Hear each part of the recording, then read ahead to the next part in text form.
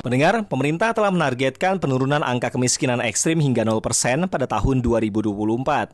Melalui strategi jangka pendek, pemerintah menyalurkan tambahan bantuan langsung tunai atau BLT Desa dan program kartu sembako hingga akhir tahun.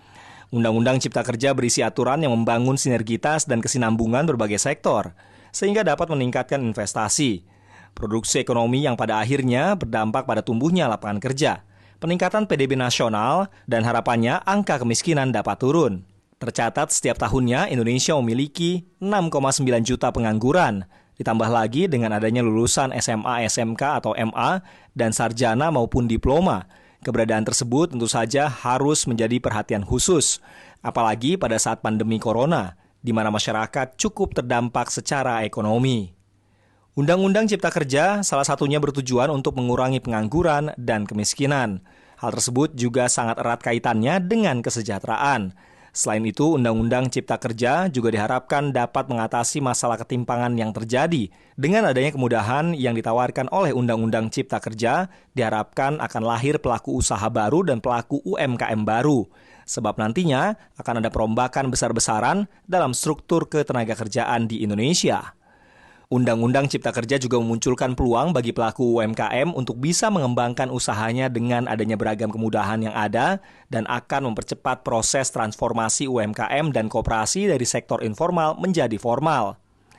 Sementara itu, Undang-Undang Cipta Kerja juga diyakini mampu menyerap tenaga kerja guna mengantisipasi bonus demografi yang dialami Indonesia pada tahun 2020 sampai 2030. Menurut Wakil Kepala Lembaga Demografi Fakultas Ekonomi dan Bisnis Universitas Indonesia, Idewa Gede Karma, keberadaan Undang-Undang Cipta Kerja dinilai mampu meningkatkan penyerapan tenaga kerja Indonesia yang seluas-luasnya di tengah persaingan dunia kerja yang semakin kompetitif.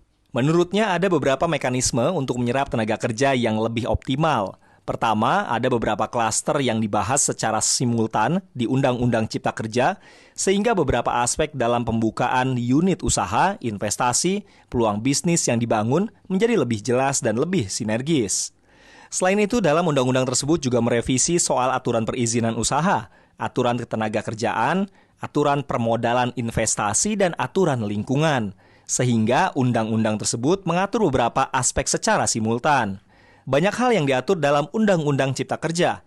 Aturan ini menyasar banyak pihak seperti pengusaha, investor, tenaga kerja, bahkan masyarakat yang belum mendapatkan pekerjaan.